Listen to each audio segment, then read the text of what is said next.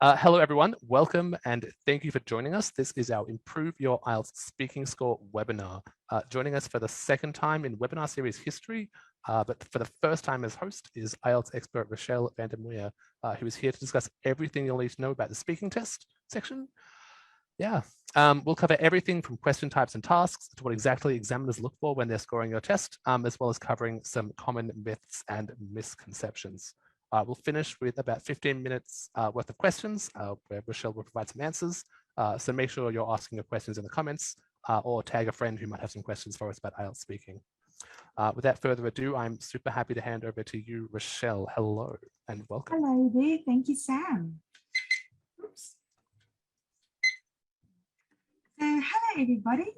As you heard, my name is Rochelle and I've been with IDP for 12 years. So I am very happy to work as an IELTS speaking coach and expert at IDP. And I hope that I can share some of what I've learned through all these years with you to help you improve your test score. All right, so now we will be looking at how to gain some practical speaking tips, and we'll also talk about how you'll be scored so you can understand how these band descriptors work, and then also on how to avoid costly mistakes. So first of all, what's very unique to IDP is that you can choose between academic or general training. And now that you have these choices, you don't always have a choice, but if you do have a choice, you probably wonder which one you need to take. Most of you have probably taken the academic test. And the academic test is usually when you want to go and study, get a visa to study somewhere. But if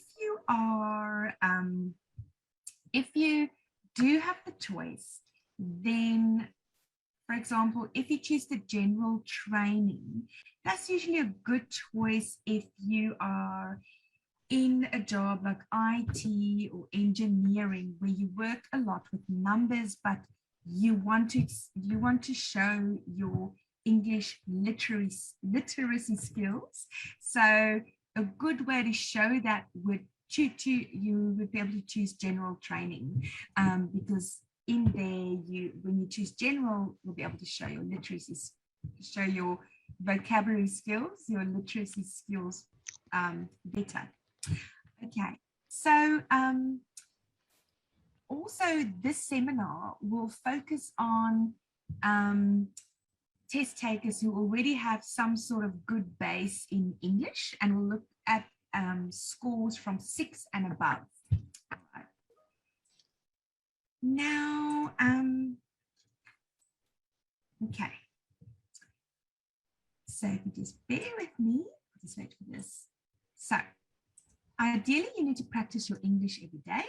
Now, when we look at the speaking test, some people ask, what is the difference between the academic and the general for a speaking test? Well, the good news is there's no difference in the speaking test for whether you're doing general or academic. It's the same.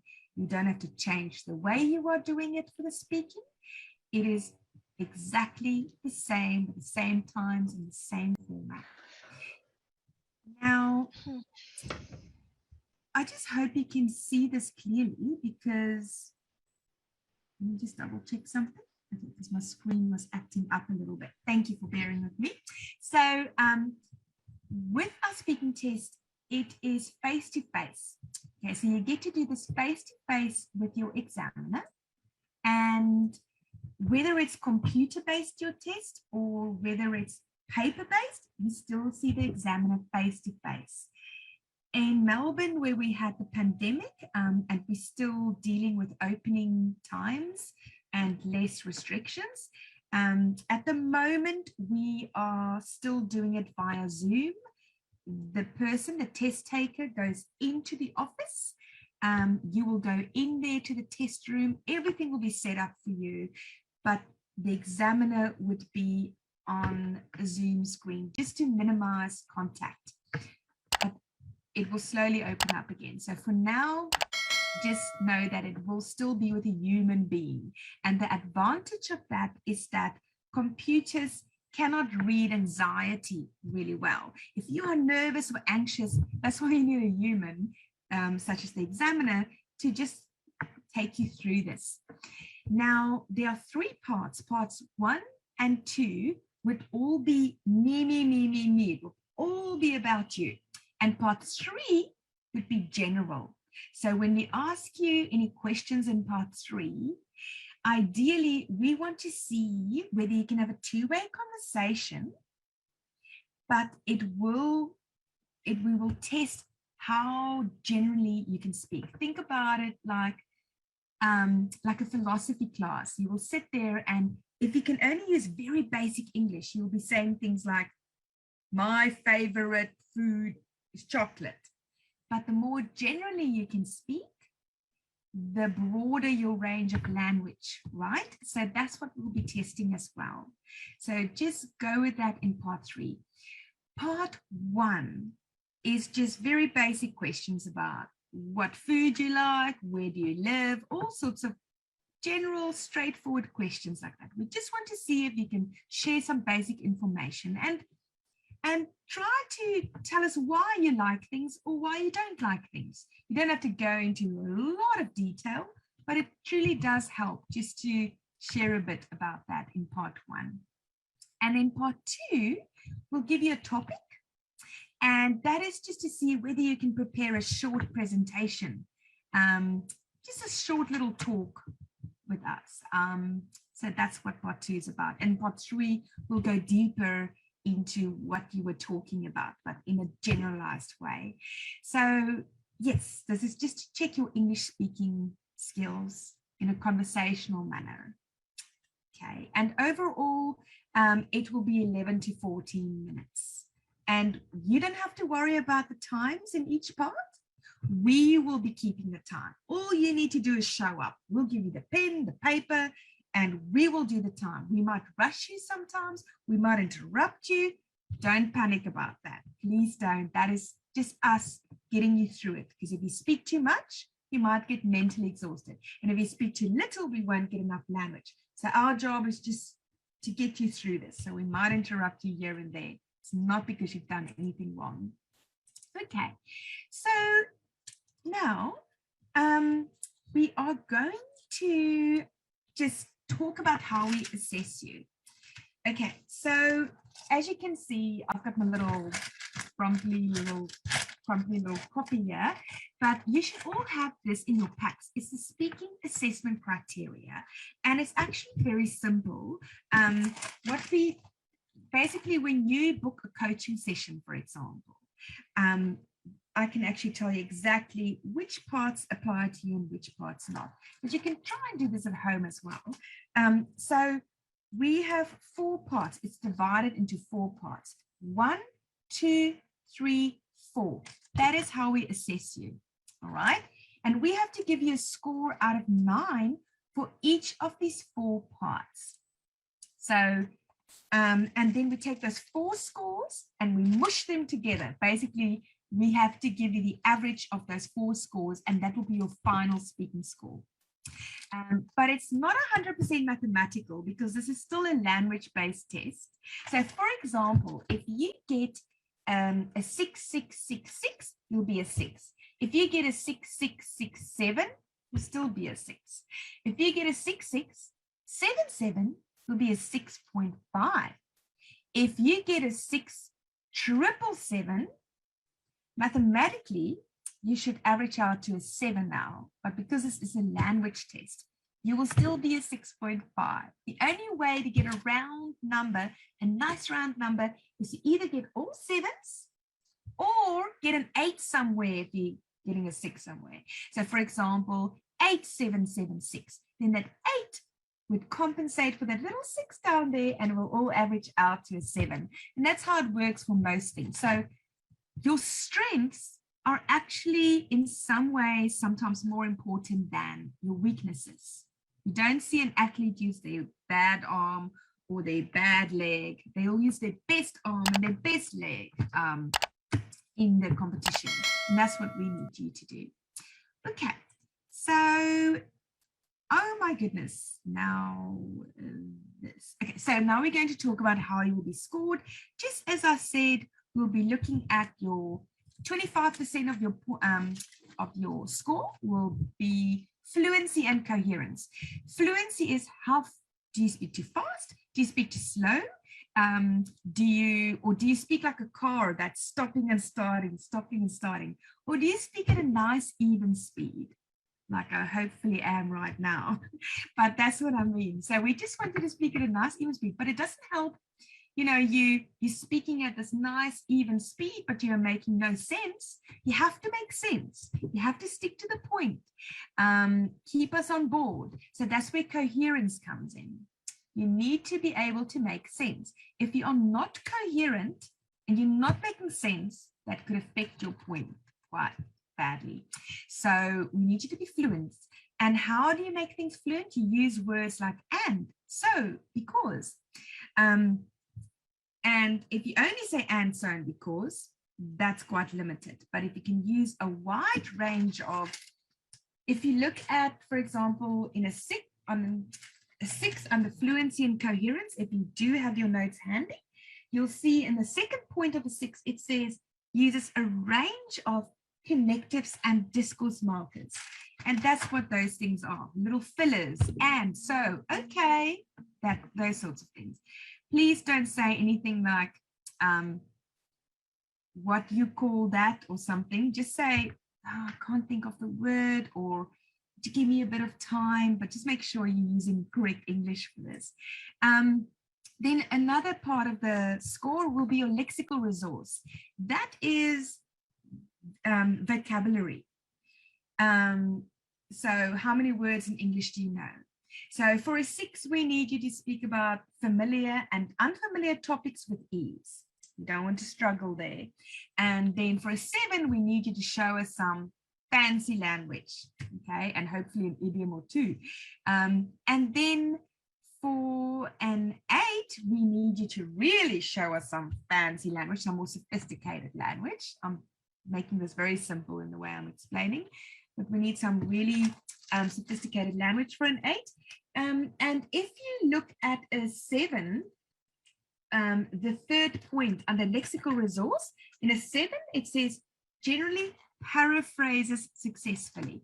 Paraphrases, if you don't know how to say something in English, but you want to say, you still want to say it, but you may be saying it in a clumsier way or a more poetic way, it's okay. You're allowed to get creative as long as we understand what you mean.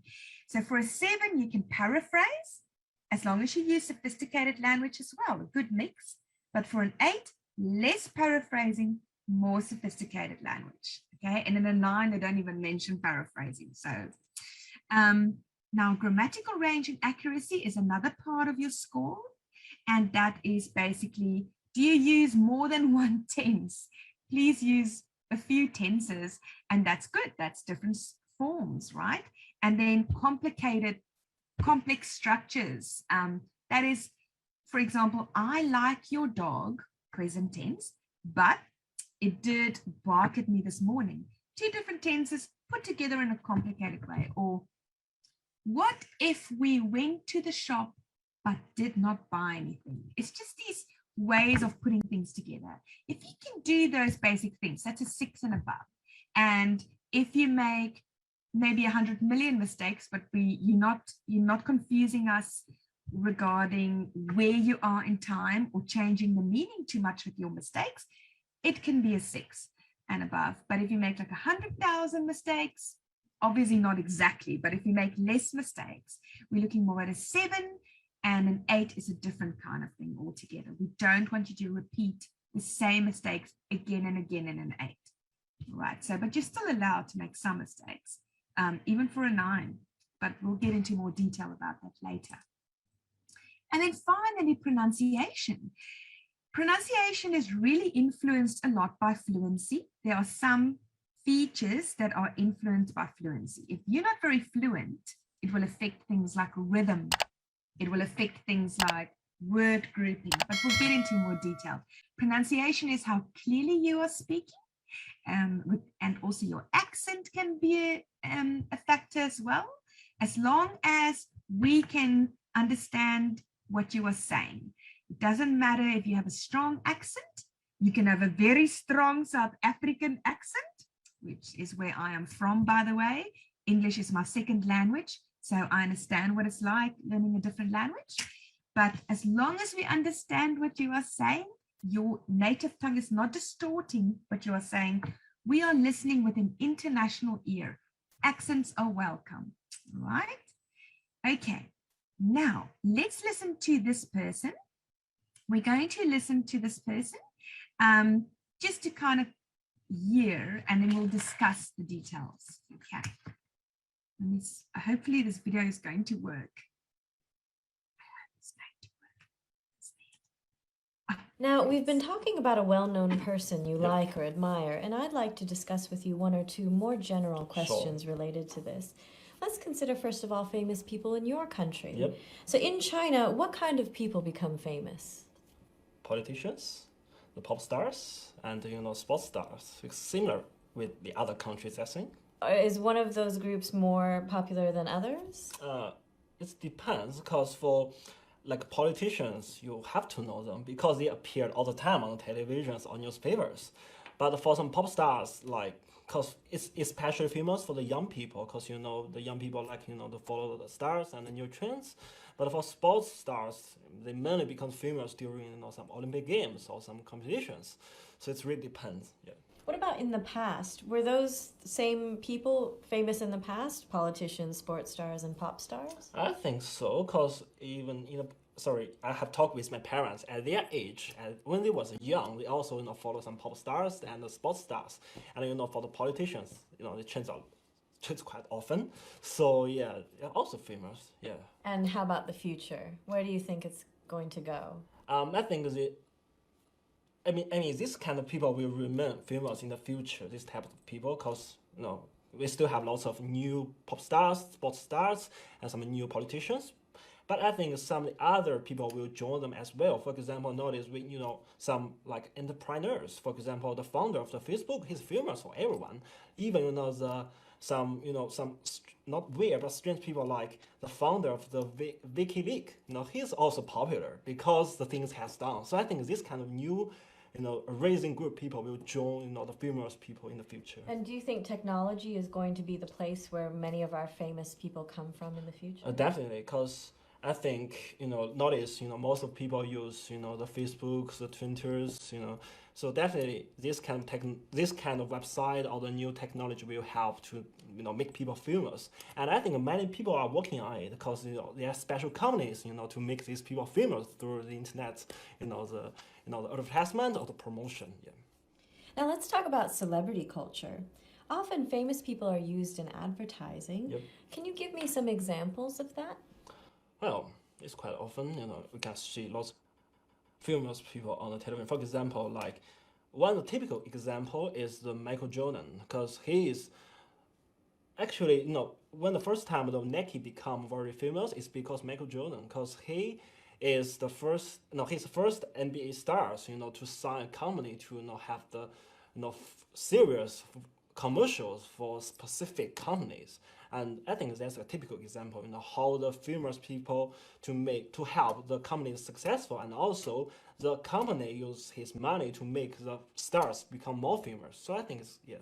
And that example you're talking about with Michael Jordan, he's a basketball player who is promoting a product that he was personally involved in producing.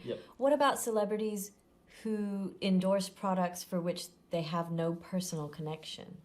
Yeah, it's quite often because people are profit oriented. Because we can see lots. I think for some makeup production, we can see lots of famous female stars. They just say, okay, this one's so good, it's fantastic. Nobody know whether she has used it or not. I think sometimes it depends on this is ethnic choice. Someone they really try it and use it and then say, okay, this one's fine, it's good. So we can rely on it. But some of them just want to get the money. So it's just do the promotion stuff without really using it or testing it. Now, how about our young people? How might famous people or celebrities have a negative impact on our young people? Well, as we know, some famous people is not that good. I have to say, I cannot say they're immoral, but the actions they have done is really bad. The example for the young kids or the young generation, because some of them once they become the famous, they just try to drugs, have stay in the clubs, all day, not all day, but all the night, and yeah, definitely, young people sometimes cannot distinguish good things or the bad things. Sometimes they just follow the star's actions, so it makes some of them just say it's pretty cool thing to try some drug because that star is trying it, or many stars are trying it. Oh, it's pretty cool to stay with girls all the time, different girls all the time. Some might idol he's doing the same thing. So I think it's pretty bad negative effects on the young people. Well, thank you very much. Thank you. That's the end of the speaking test. Thanks. Right, so okay, so let's see what Brian did here. Okay, so here's a 6. Let's see why we are saying he's a 6. So first, let's look at his fluency and coherence. He gives us extended responses. That's great.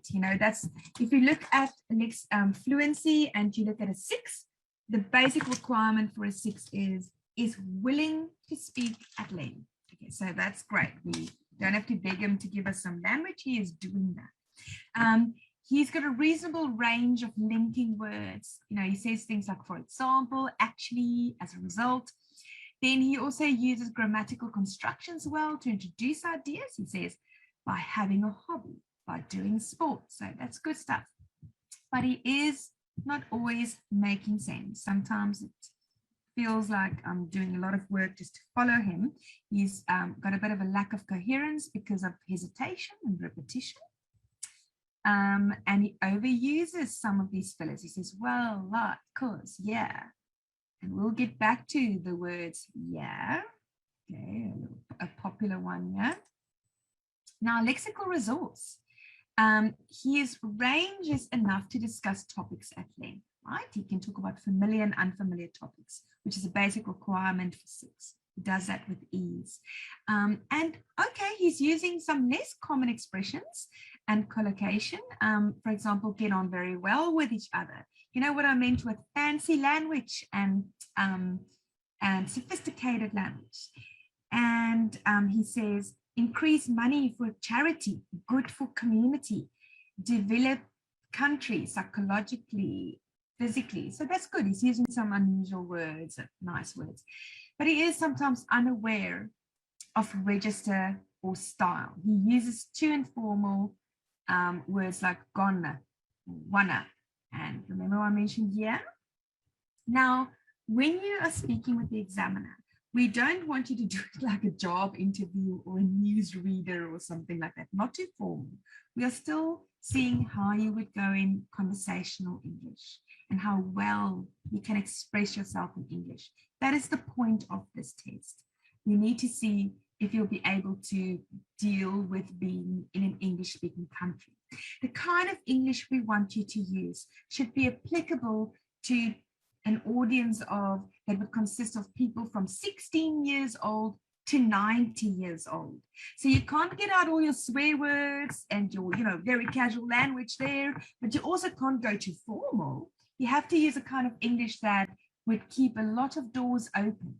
Okay, so we can't go too casual over here, and he may have done that a bit. All right, so let's look at grammatical range and accuracy. Now, he does use a range of structures, and then he uses simple and complex sentence forms. But when he uses complex sentences, he does make quite a lot of mistakes, a lot. So he would say, they just want to get big car, big house, and that's the reason that forces them to work very hard than before. But the meaning is clear. We are not lost. We are not getting lost with what he's doing. So that keeps him in a 6. All right. Otherwise, if he did lose us on that, the meaning, then we probably would have put him 5. Pronunciation. He's generally clear. He uses some stress and intonation. He does not speak like a robot, and it does not sound like he's shouting all the time. He's, he's using some nice intonation, but unfortunately, there's a generally there's a bit of a flat intonation as well, and the rhythm is a bit mechanical. I think it's part of his. If you listen to how he hesitated and how he repeated things, it did sound a bit mechanical and less conversational. See how the two influence each other. And then there were some words that were mispronounced, where we lost some clarity. For example, he said whale, which is actually while, and whale means crying, okay? So we kind of lost the meaning there. And he said leer instead of leisure. Louts for lots. So there you go. Okay, but we mostly understood him. Okay, now let's look at Alexandra. She's a typical 7. She's from Colombia. Let's see why she's a 7.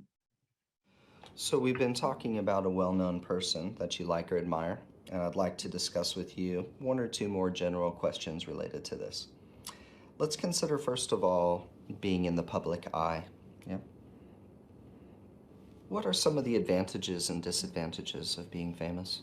The advantages are that first that you will get really rich, and the fame actually helps you because you don't have to pay for a lot of stuff. They will give you free dresses and free stays in the hotels, free meals, free everything. So actually you're saving money plus the money that you're earning. And the disadvantages are that being a public eye, you lose your privacy. You will always be in the eye of the paparazzi and the people, and if someone recognizes you, they will take a picture of you, and that's the end of the relaxed evening. So I think that it will be a really big disadvantage. Do you think if a celebrity accepts those endorsements, do you think they lose their honesty? I don't think that they will lose their honesty, but maybe it will change them. They will have to accept the environment that they are living into right now. So if they get famous and they're not selling their soul to the devil, I don't think that they are that bad. I think that it's just human, and if they like it, well, better for them. Can you talk about how the media reports on famous people in your country? The reports of the media in my country, they are like having half serious news and half entertainment. So the reports are often, but not that often. They don't have like big news if Shakira gets married or not. It's like a small news, but it gets bigger with the people, not with the media, because people start to talking about the news, not the media makes it big. Do you think more time should be spent on current events and political news? I think so, but I think that we also need a rest from the serious stuff, and we also need entertainment. So it will be a balance, because only bad news is not good for anybody. So I think that half and half, it will be better. Why do ordinary people find the lives of celebrities so interesting? I think because if they see somebody that successful and rich failed or getting dumped or in jail, I think that we feel better about ourselves, because we think, okay, we might not be rich, but we are better than them. So I think that's why we like it so much, to see that kind of news. So you think most people want to see that celebrity fail? Maybe, or maybe depends. If you don't like anybody, you will like them fail. But if you really support one person, you will like them to be like really successful. Let's talk about celebrity culture. How does the media use famous people in advertising? In a lot of ways, because if people follows one person, for example, Justin Bieber right now in the Super Bowl, the media will use it, and publicists will use him as long as it takes, because if he's famous, the money return will be really high. Do you think people want to buy a product because the celebrity endorses that?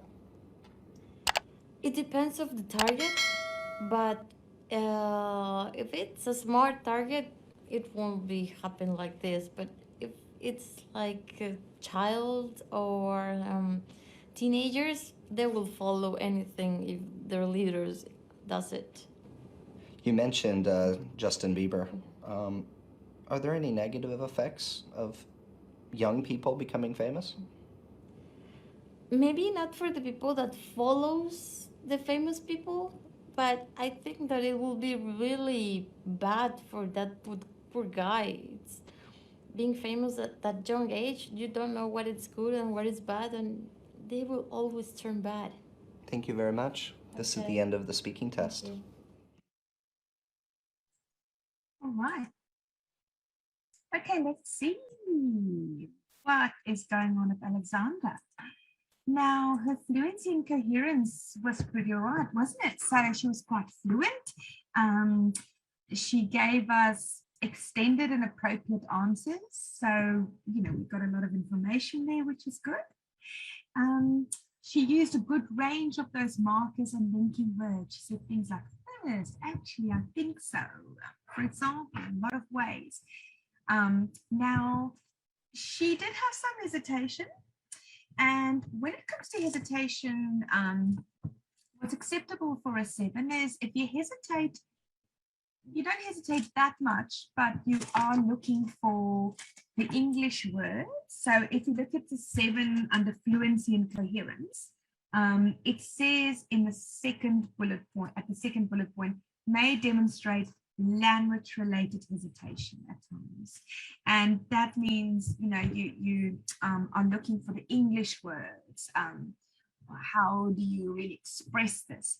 But if you for an 8, it's more about you don't quite know what to say about the issue because you don't know much about the issue.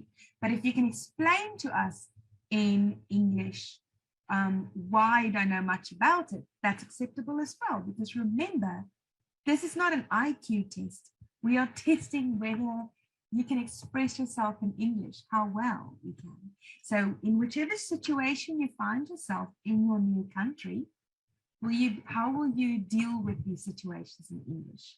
So with her, with Alexander, she did hesitate, but mainly when she was just trying to explain her ideas, and that's what you got to get stuck sometimes. Lexical resource. Now, that is a main strength. She really had a good use of language. She had a wide range. She used some less common and idiomatic and colloquial language, which she said, lose your privacy, selling their soul to the devil, getting dumped. That was pretty impressive and a very strong feature of hers. Then grammatical range and accuracy. So when we listened to Alexander, we could see that she used a good range of simple and complex structures. She used them flexibly, and many of the sentences were error-free. But if you want an 8, the difference between what makes or breaks an 8 and what gives you a 7 is we don't want you to repeat the same grammar mistakes again and again. We don't want the issue to be systematic. So if I'm listening to you, for example, and I'm going, oh, you just broke a grammar rule. And I'll go, it's all right. It's okay. It's you can still have a 9. You're probably just nervous. Oh, you just broke the same grammar rule again. Okay, maybe an 8. Oh, hold on. You just broke the same grammar rule again for the 3rd or 4th time. Maybe you don't know the rule, or maybe you just have a bad habit there, but you keep making the same mistake again and again. And in an 8, if you look at the second point under grammar, it says in the last bit of the second point, basic non-systematic errors. And Alexander, she did make some systematic errors with articles, kept coming up, prepositions, subject, verb agreement, and verb tenses. For example, if someone recognizes you, it's actually if someone recognizes you. If people follows, if people follow. You will like them fail. It won't be happen like this. So, okay, so that's not acceptable from 8, but she didn't make that many mistakes. So let's look at pronunciation. Look, she was clear and easy to follow, and her stress and intonation was nice. It was used well. It was very pleasant to listen to her, warm and friendly.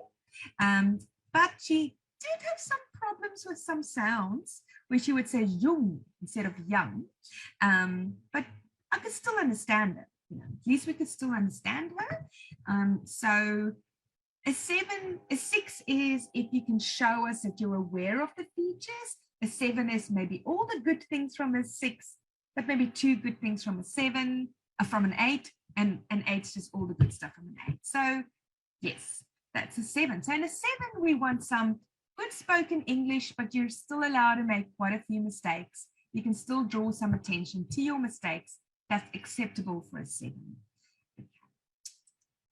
Now, let's listen to our final test taker. That is Kush from India, and this would be a good example of a band 8. Now, we've been talking about a well-known person who you like or admire, and I'd like to discuss with you 1 or 2 more general questions related to this. Let's consider, first of all, being in the public eye. Famous people are watched by everybody. What are the advantages and disadvantages of that? Okay, the advantages is that a lot of people watching you, so you become famous, and there are a lot of things which you can do correctly and politically right, because there is media watching you, and you can go ahead and pass the message to the media in a right way. The disadvantage is that you have to be diplomatically correct. At times, if there are certain things which are incorrect, still you have to go ahead and do that, which doesn't make sense, because there are a lot of political leaders, they are into corruption back in India, and at times, there are some things which are wrong, but they have to do it. Why do they have to do it? Because there's a lot of political pressure, and if they don't do it, the political party would not support them, and in the end, they have to resign. Do you think the media plays a role in that? What is the media's approach to reporting what famous people do? Well, media plays an important role. At times, media will actually show things which are not correct, or if you see it, it looks like, he's wrong, but that's not the case. So media plays a very important role. They portray in a wrong manner at times, and sometimes they do portray in a right manner. Can anything be done about that, do you think? Not really, because in today's world, what has happened is everything is communicated by media, television, news, internet. So you just have to go ahead and probably call the media and do a meeting and answer questions to the public and give justification and reasons.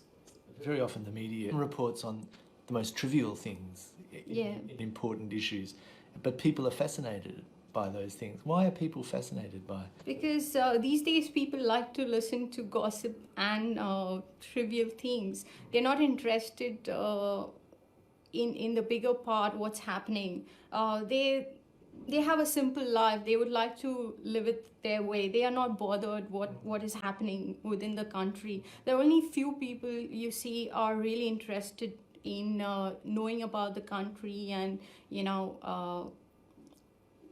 getting all the information and reacting. Let's go on and talk about this celebrity culture.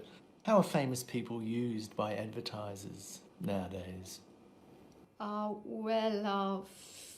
Famous people are really used for advertising because, one, they can promote the product, and two, there are a lot of fans. They're fans. So obviously, if they are using that product, what will happen is those fans will actually use that product, and of course, it's a money-making business.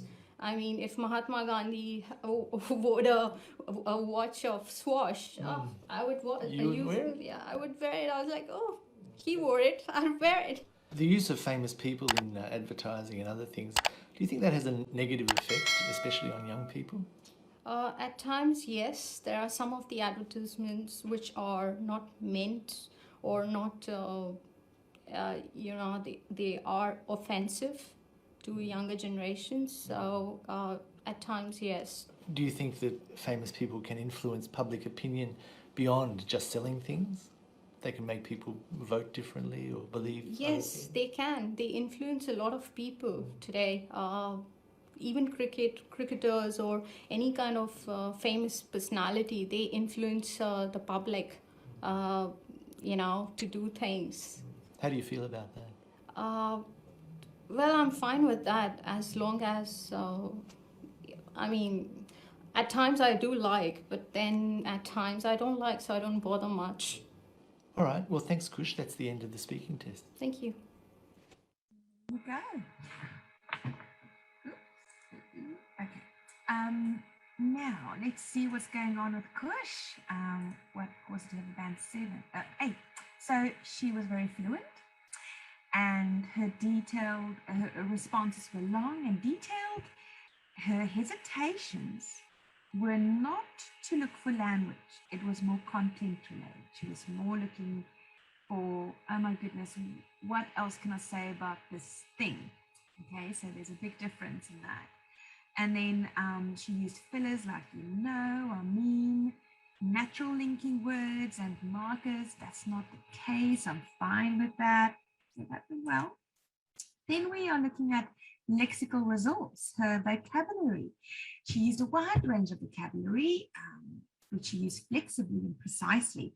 And she used good examples. She said political pressure into corruption, today's world, promote the product, a money-making business. She did have some rare errors in word choice. For example, do a meeting, that was a bit clumsy. So little things like that could keep her from a band 9, but she didn't do it often enough to make her go to a band 7, because a band 8 is where you draw less attention to the mistakes you make and more attention to what you are saying. So you'll find that in Australia, for example, we want teachers and lawyers to get a band 8 for the reason that they need to present to a class on a weekly basis or a quarterly. And the last thing people want to focus on is the mistakes they're making when they're speaking. They want to focus on the content of the lesson being presented or the content of the case being presented. That's what an 8 means. As I said before, 7 can still draw attention to mistakes. That's okay. And that's more required for the medical industry, because you don't care if your doctor makes grammar mistakes, but you care more whether your doctor understands you, or the nurse or the psychiatrist or the social worker. Wherever the public's mental or physical health is in someone's hands, that's usually a 7. But this is more presentation style, an 8. Okay, so grammar. Now, she used a wide range of grammar structures accurately.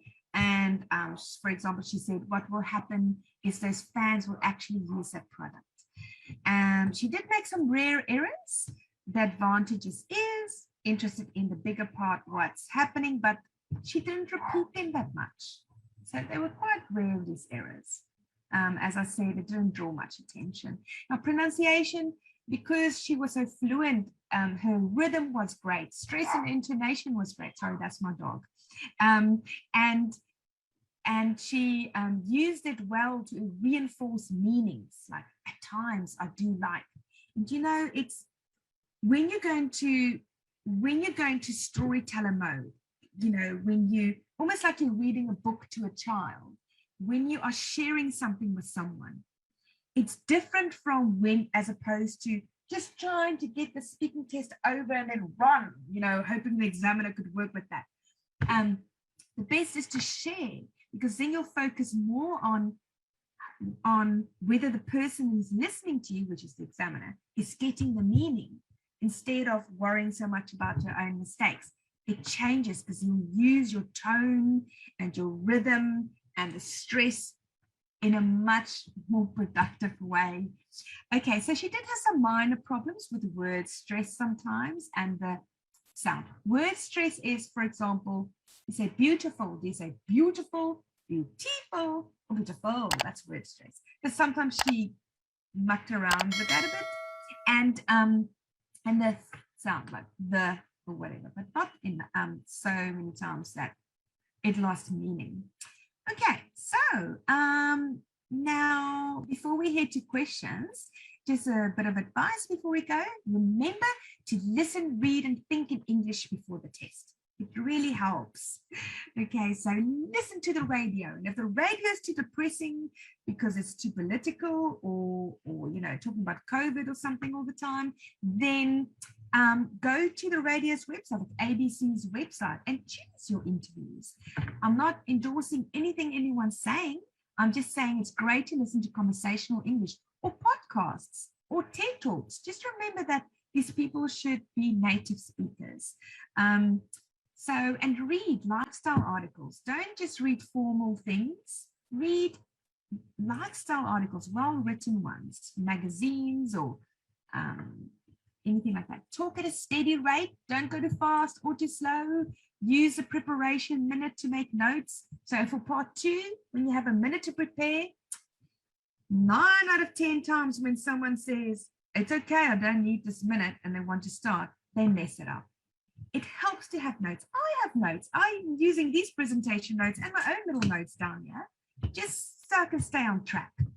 Okay, use your noting time, your note-taking time. Use natural fillers like, now let me think, to avoid pauses. Avoid phrases such as, how do you say? That's not even a sentence. That's not even a sentence. Don't say, how do you say? And you'll pick this up the more you listen to conversational English, like talk shows or radio interviews. Okay, so get onto those. Don't sound flat. Use your stress and intonation. I don't want you to speak like this. Please tell us a story. Share the story with us, okay? Don't worry about a grammar mistake. Just move on, because more often than not, you know, you will probably, if you're going to worry about your grammar mistake and you worry about it so much that it could affect your fluency and then affect your rhythm and all that, and you might hit a blank and forget what you wanted to say, which would affect coherence. It's not worth it. Don't worry about the grammar. Just go on. Okay, just move. This is a speaking test. We worry more about the grammar and writing anyway.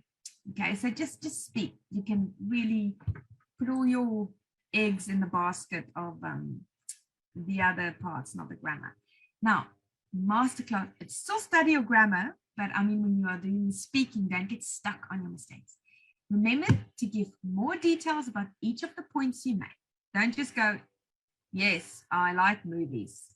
Just tell us in part 1, yes, I like movies because they make me relaxed.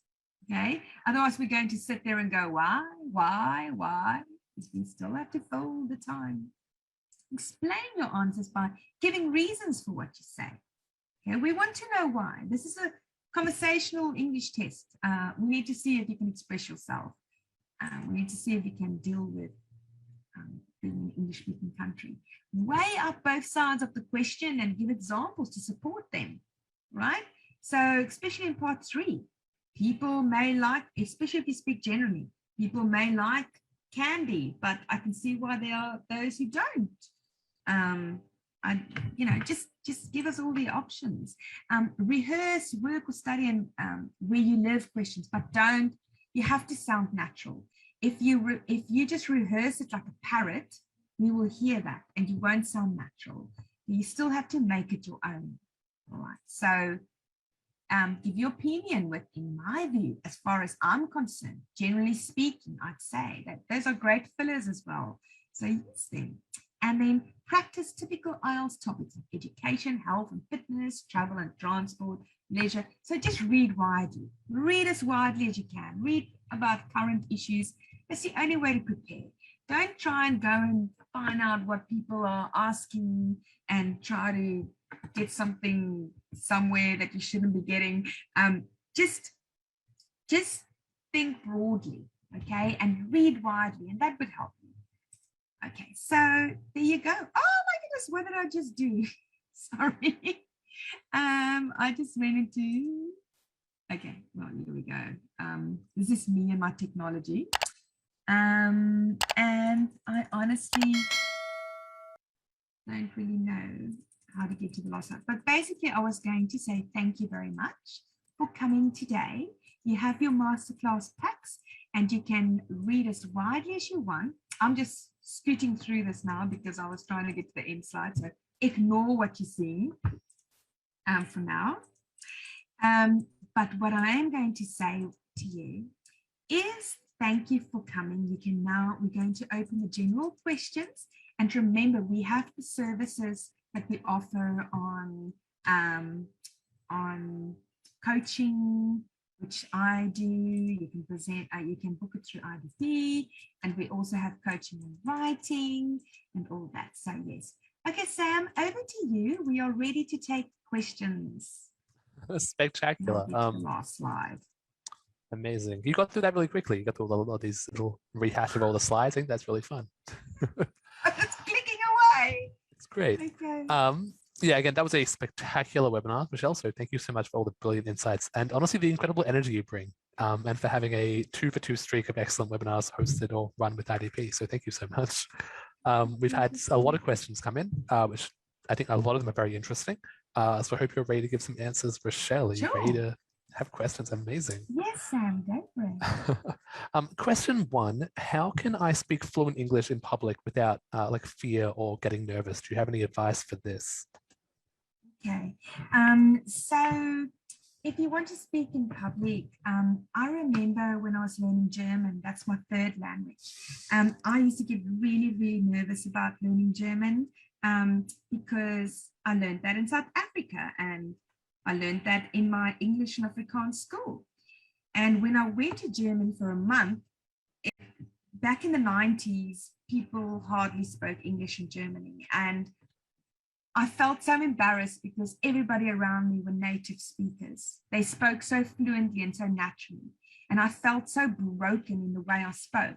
But then people were very encouraging. They were very appreciative of me trying to speak that language. And I had no choice though. I really had to speak the language. And I thought I was doing terribly, but people liked me trying to speak their language. And obviously a lot of people are too polite to help. They feel they'll be rude if they interrupt you. So they'll just appreciate you doing that. And when I went back to South Africa in my German class, they asked me, well, can you please tell us how was your trip? And when I started speaking in German, people's mouths dropped open. And they couldn't believe how fluent I was as opposed to before I went.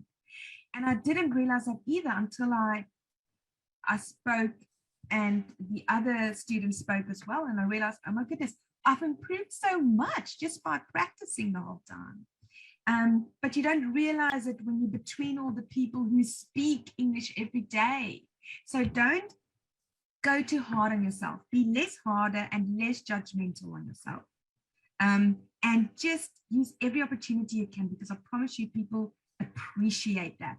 If there are people who don't appreciate that, those are the people you shouldn't care much about, okay? And they're not, the majority of people appreciate it a lot. So just try, just know that you're doing something really admirable. That's really great advice. I can tell you for a fact there's multiple comments in the Zoom and the Facebook Live saying they love your tone of voice and your accent and your fluency. Thank you. You've been very well received in all of those regards. Oh, that's good. Thank you. Excellent advice. Question 2, I quite like this one. Is it more important to have an interesting story or the ability to develop the topic by using a range of topic-related vocabulary, even if it makes your story quite boring in speaking? Oh, okay. Are you saying, can you just, okay, I'm just trying to wrap my head around. So it's a long question. The question Yes. is basically whether someone should have a really interesting story or they should use a lot of complex words, even if it makes their story quite boring, which would be marked better. If you're going to use a lot of complex words, you're not going to sound very natural because you're going to overthink things, and we will hear that. So first go for the story that's at your heart, right? Like that you feel from the heart. That did you go, your gut feeling. When you go, okay, I've got to share this thing with them, because it will make you a great storyteller, and your fluency would be woohoo, and your you know, just the tone, everything would be great, and your pronunciation would probably benefit from that. And who knows what will happen with the grammar? The grammar is always a wild card, isn't it? So with Lexical Results, of course, with the vocabulary, you'll be able to stick to the topic, and you'll be able to give us, you know, we will know whether you can talk about familiar and unfamiliar topics. But don't panic too much, because the test is not just 2 minutes long or just that topic's length. We still going to talk to you afterwards, whether you can, to see if you can have that two-way conversation, and you'll have plenty of opportunity to, if you have listened to some expressions you liked, or saw some in some lifestyle articles, and have put, you know, you've put some of them in your pocket kind of to pull out later, that's fine. But you'll find that the more relaxed you are, the more this will come to you. Don't focus too much on impressing us. Focus more on sharing with us. That's what we're looking for. We want to see if we can deal with being in this country. And then those nicer, fancier words and things, they will come. That's why I said try to practice in your everyday life as well. When we learn a language, we've got our left brain and right brain, and the left brain is more the logical side, the reasoning side, and you basically use that for coherence, you know, to stick to the point, and grammatical structures. That's where that's the rest of language learning is on this side. Okay, my favorite side, the creative side, the musical side. This is the side that if you're completely stressed and you can't get into the flow, forget about it. You'll probably stuff up half of your exam. You must, that's why you must rather enjoy telling your story, sharing your story, than trying to focus on all, because most of language is on this. I know I'm explaining this in a very abstract way, but it will benefit you if you focus more on going into the flow. I think that was the perfect answer. I think you kept that really interesting and natural, so. In the sense that you probably should for a speaking test answer, just straightforward, natural, interesting, perfect answer. I think this next question is a little bit more straightforward, I hope. Am I allowed to go off topic in speaking part 2, or will I lose marks for this? Okay. So look, so you get your topic, right? And a question I get sometimes is, look, you've got to stay coherent. You've got to stick to the topic. You've got to make sure if you go off topic, you've got to explain to us why. We need to know why. So if you get a topic, for example, let's say you don't know what on earth, you don't really know where to go with this. So we say, can you tell us about a book you've read? This is my favorite example. So sorry if you've heard this before. Tell us about a book you've read that you would like to read again. And you go, oh my goodness, I don't really read books, but we can't change your topic. We've tested these topics on so many different people. It's very general. You can do something with it. So if you go, okay, right, so I don't read because my grandma used to chase me around the house and hit me over the head with a book. So if you see a book, you tremble. So you can do one of 3 things. The first option is the worst option, and that's lying.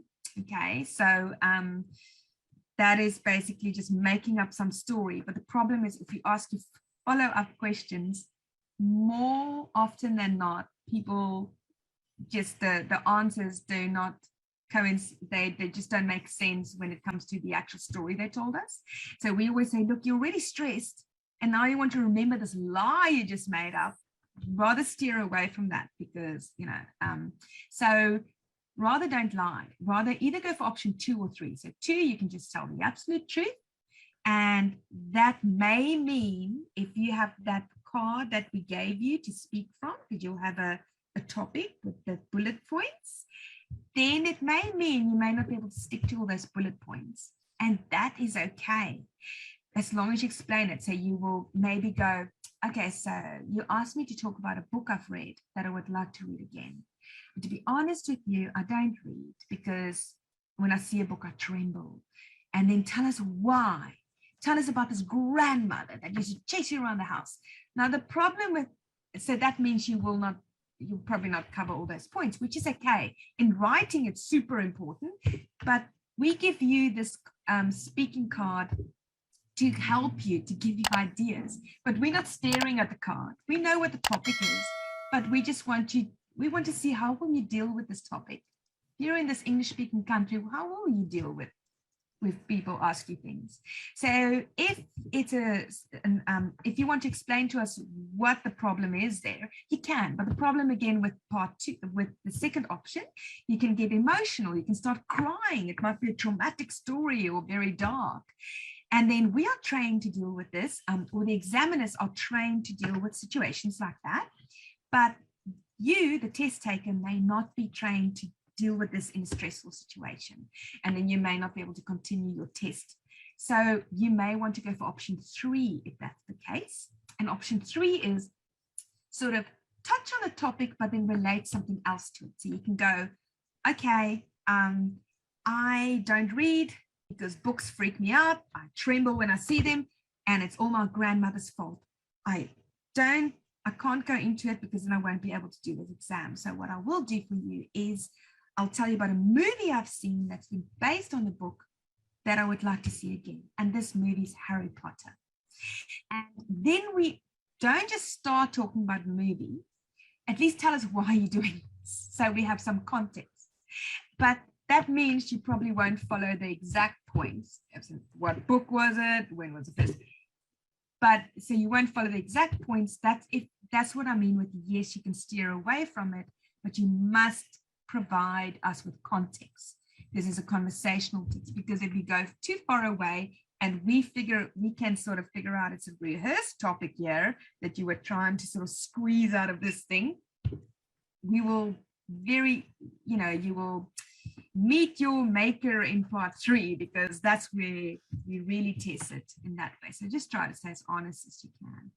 Cool. Honesty is the best policy. Yes. I think that answers the question perfectly. And honesty is always the best policy, I think, is important, especially for an IELTS test. Yes. I think we have 2 questions.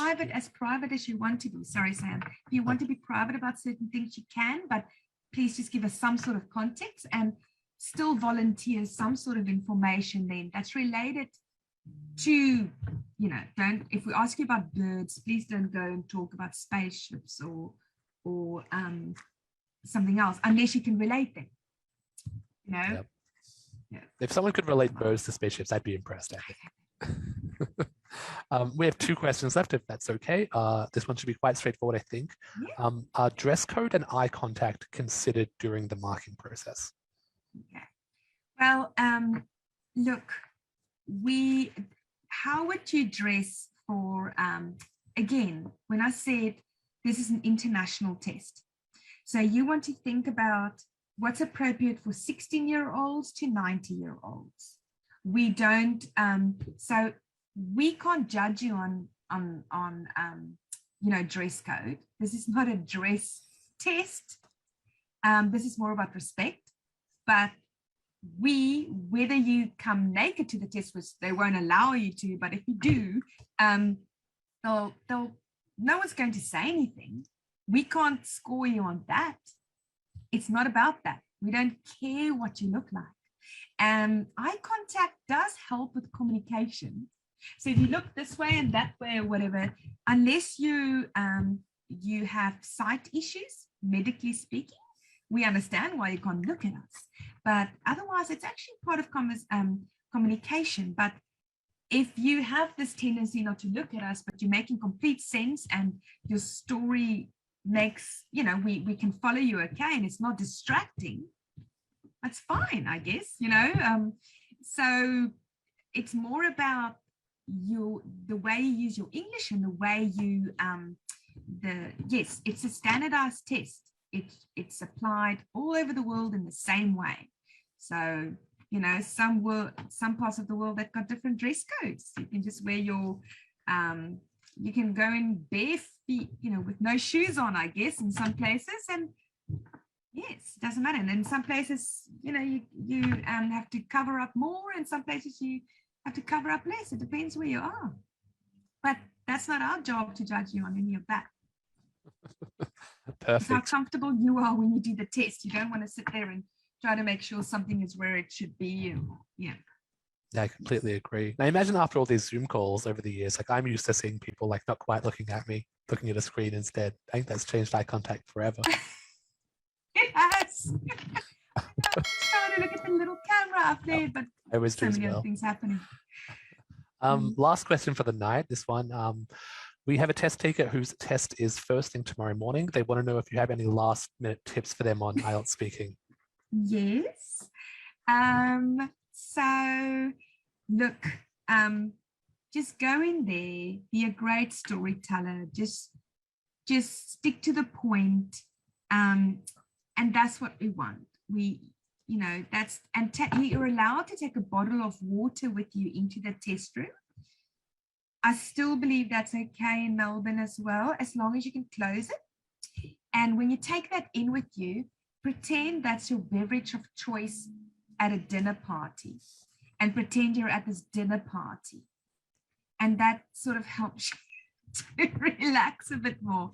And also don't be distracted by the way the examiner may look at you while you're speaking. As I mentioned before, we're not judging you, we're focusing, we're over concentrating, right? So some of us don't have the best listening faces, and we are never ever judging you. We're literally trying to look for the best parts of your language. So if you just be like a bird that's flying. If you do think, oh my goodness, I've just messed this part up, if a little rock comes your way and you're fluttering all over, just carry on flying, okay? Don't just give up and fall. Just go, okay, that was a little rock. I'm flying on, I'm going on. I just want to stay in the air. Keep doing that. Perfect advice. I think that's a really fun answer for the final question. Perfect. Thank you so much for joining us. And we actually have some feedback here from, I think it was Facebook, that says, thank you so much. This was very useful. I was really nervous about the speaking test, but now I feel very confident. So I think you've just instilled many test takers with some confidence with this webinar. You just want to see how you'll be in an everyday situation. This test is literally to see how will you deal with everyday situations in English, because we want to make sure you'll be okay in your English speaking country. I mean, I'm from South Africa. We have 11 official languages there, right? And English is one of them.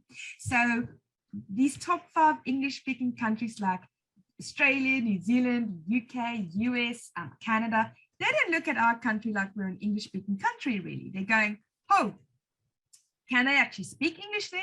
Well, you know, am I going to faint when I have to speak English in this different country? So that's why we need to test so many different people in so many different scenarios, just to see, will you be okay? You know, will you be able to ask for help and get help in this country where you'll most likely be far away from family and friends?